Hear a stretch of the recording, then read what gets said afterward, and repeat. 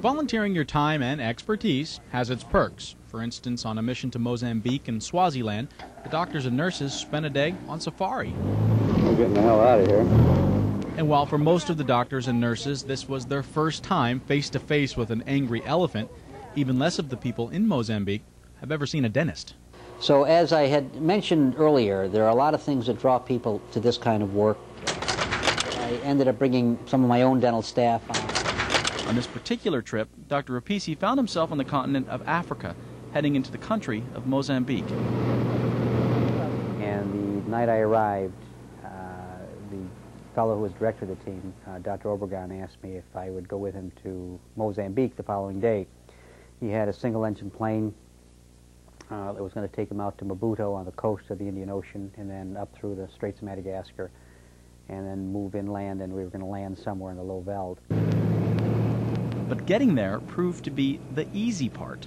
The first problem we encountered, though, was in going through customs in Mozambique.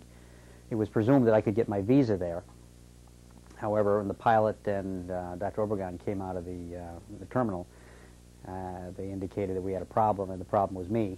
It seems you're not allowed to enter Mozambique without a visa, but once you're there, you can't leave without one. Fortunately, Dr. Repicci had something just as good, $700 cash. The custom official called it a fine. Dr. Repicci calls it luck. And from there we went by 4x4 up to what was an abandoned mission. It had been destroyed during the Civil War, which had plagued Mozambique for quite some time. And during their short stay, the team learned what life is like for the villagers, eating what they eat, living like they live. In other parts of the world, the team had to face getting to and from remote villages, the promise of no backup if something were to go wrong, even the threat of high-altitude sickness. Here they had to deal with something much worse. A nearly unbelievable percentage of the population has HIV or AIDS. You know, when you stop to think of the issues they had to deal with, I mean, the AIDS was devastating. You have 35% of the population, HIV, malaria, some of the most severe strains, cholera. On top of that, there were natural issues, issues of poisonous snakes, cobra, puff adder.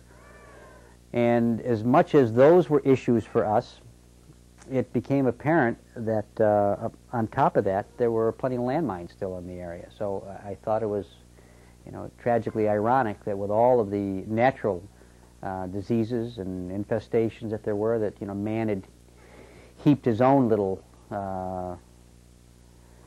tragedies upon mankind as well. As bad as it is, Dr. Repicci was there for just a week.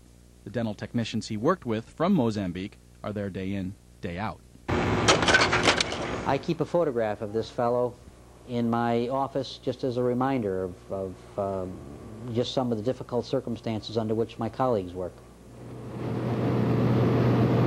After 7 days in Mozambique, Dr. Repicci and his colleagues flew back to the country of Swaziland. Swaziland is sort of an isolated area in the northeast corner of South Africa. Little kingdom up there, and it borders on Mozambique. Upon landing at the airport, the doctors noticed a red carpet being rolled out. Their illusions of a welcoming party, however, were smashed when Prince Charles of England showed up at the same time. Royal processions aside, it was back to work for the team, and back to facing the same risks that they faced in Mozambique. The worst. But in this hospital in Manzini, it had a large number of patients that were AIDS patients. As a matter of fact, in the women's ward, I was told that 90% of the patients there were AIDS victims, and there were a lot of AIDS babies being born there as well. And every time you walked out in public, you would sort of divide the population into thirds. So, you know, 1/3 of these people are walking cases of AIDS. So it's, you know, a sad scenario. But when the team of doctors were still willing to put themselves in. Exposing themselves to HIV patients became a daily routine, but it was a routine they could not allow themselves to focus on. You always have to be careful. You can't let your guard down at any time, at any of these areas. But I will tell you, if you focus on it too much, you actually end up becoming paralyzed. You can't work if that becomes your preoccupation. You know it's there, you take precautions, you understand what you're up against, But then once you become involved in a case, you've got to direct your attentions to the surgical step you're involved in, and you can't let yourself be distracted by these other issues.